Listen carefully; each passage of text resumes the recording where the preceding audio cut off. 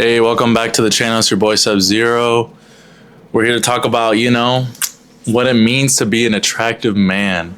What it truly means to look a certain way, to feel a certain way, and to present yourself in a manner that is attractive to the visual eye and attractive to the person that desires you. So when we're looking at an aesthetic man, a man of attraction, you have to think of a lot of different factors that go into play. So you're going to be looking into your physical aspect, the emotional aspect, and the mental aspect. So with the physical aspect, we can talk about a lot of things. A lot of the looks maxers kind of go into, having the perfect jawline, having the perfect physique, having everything perfect. Everything needs to be perfect. Perfect beard, eyebrows.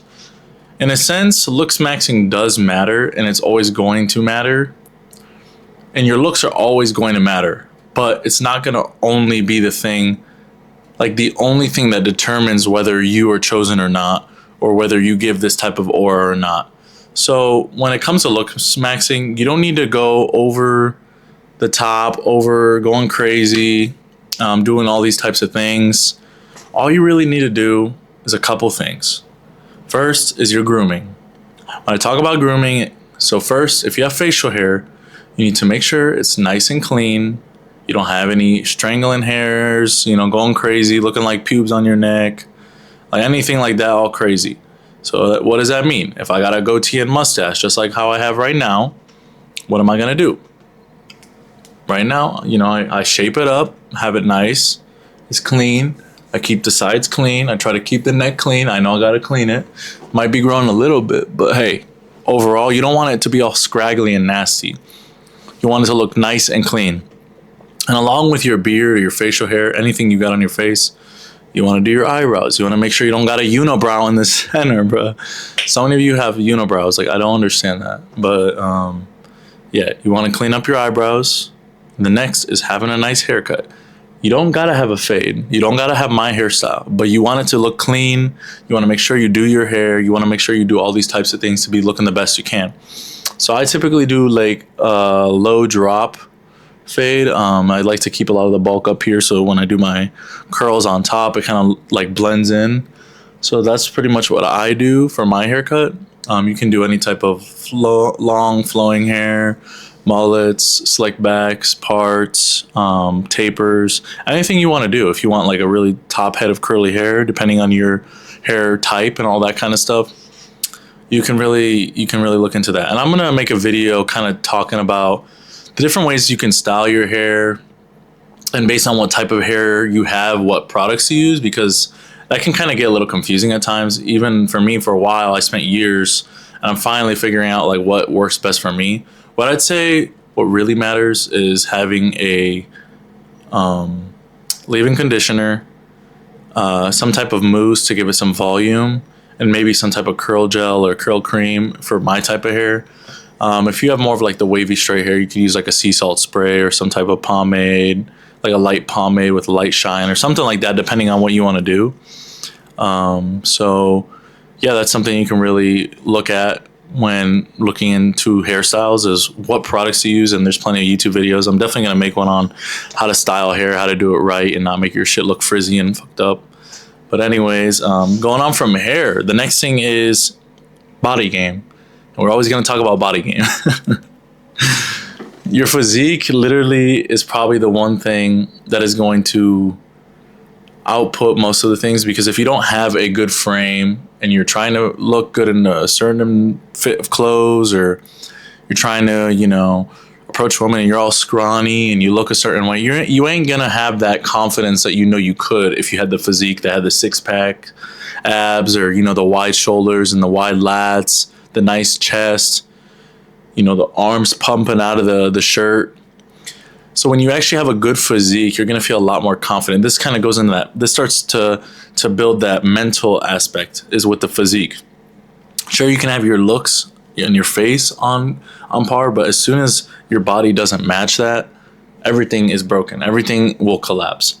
So body game is probably number one when it comes to everything. Physique is going to rank number one because it is literally the structure of everything. It's going to structure your face, your your upper torso, your legs, everything. It's gonna hold your frame. It's literally your frame. So if you don't have a good frame, you're gonna be at a disadvantage already. So you need to work on body game. That is probably number one when it comes to the physical requirements to be an aesthetic, attractive man. You have to have a good physique. You have to have a good physique. And that kind of goes into the clothing aspect now. So you don't want to be wearing really baggy clothes. You don't want to be wearing super, super tight clothes either. You want to find a good fit where, it's comfortable, but it accentuates the arms. It accentuates the chest. Your legs look nice, but they don't look freaking baggy in the pants. It's a nice fit. You can wear, a dressy to semi-casual, something like that. You kind of go back and forth depending on what the scenario is, how you want to dress. So I kind of look at it like that. But you want to make sure the physique, is right. So then when you try to wear the right clothes and you have a good sense of fashion and you put something together, you really don't got to do much because your physique is really the clothes. Like, honestly, you can go to H&M and buy a t-shirt and you're going to be okay. So, excuse me. That's what it is. It's really all it is for the physical side of things. You need to have good fashion. You need to groom yourself. You need to have a good physique. That's pretty much most of anything. Like when it comes to the physique side of things, the emotional side of things, you got to be emotionally inept to understand that things aren't always going to go your way. You're going to get rejected. You're going to this. So many things are going to happen in your life that you're not going to really want. And you're going to have to deal with it. You're going to have to understand that, things are going to happen. Things are going to not be everything you want them to be. You're going to have to learn that women are going to reject you. Women are going to play you. Your job might fire you. Like things in life, just in general, the adversity of things. So you need to build that emotional security and confidence to understand that there is a way of life. You need to grow from it. So you need to build an emotional understanding of the world and kind of build that into your identity and kind of into your frame of understanding. And then that lastly leads into the mental side of things. So the mental side of things is very big because it kind of coincides with the identity and the confidence. So if you don't have a good identity, you don't have something that kind of, outlines the person you should be, that, you have a left and right limits, like this is who I am, this is what I accept, this is what I don't accept. If you don't have that, you're always going to be at a downside because people are always going to try to run game on you or try to one up you in a lot of ways. They're always going to try to do something to you to try to get back at you from the past or whatever the case might be, where somebody might try to take advantage of you or something in life might just happen. So you need to have the confidence and you need to have that identity that says, hey, this is who I am. This is what I've learned from my life experiences. And I need to understand these things so I can, incorporate them to being the man I want to be. And when you understand that and you kind of build that mental side of things, with that confidence and that identity, that's what I always say about the identity shift. When you actually have that identity shift and you understand who you are, everything is just going to kind of come together. You'll have that confidence when you're walking down the street, approaching women. You're going to have, that emotional control when dealing with people that might try to take you off or try to catch a fight or, anything that could happen that will sabotage you emotionally. You have that emotional control as well as, your physical appearance is out there and this is who I am. I'm confident in who I am, how I look, how I dress, everything. So when you merge these three things together, you're going to be that aesthetic, attractive man that sometimes you don't even have to say a word. You really don't.